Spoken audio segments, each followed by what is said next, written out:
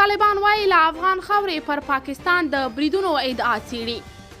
جزئیات هم دې ویډیو کې وګورئ او چینل سبسکرایب کړئ. طالبان وایي له افغان خاورې پر پاکستان د بریدونو ادعا څیړي. ذبیح الله مجاهد په افغانستان کې د طالبانو حکومت وایي د پاکستان هغه ادعاوې څیړي چې وایي له افغان خاورې پرې وسلوالې ډلې بریدونه کوي. د طالبانو د حکومت ویان ذبیح الله مجاهد د جنوري پر اومه ازادي راډیو ته په یوه لیکلي پیغام کې ویلي په دې اړه زموږ څېړنه روانه ده، موږ چاته اجازه نه ورکوو چې زموږ له خاورې داسې استفاده وکړي. د فبرورۍ په 6 په کورمه کې په یوه برید کې 15 پاکستاني سرتیري وژل شوي وو.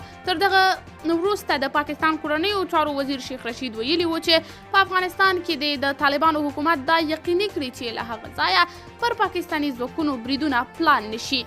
قدرمنو لیدونکو، تاسې د دې موضوع په هکله څه نظر لرئ؟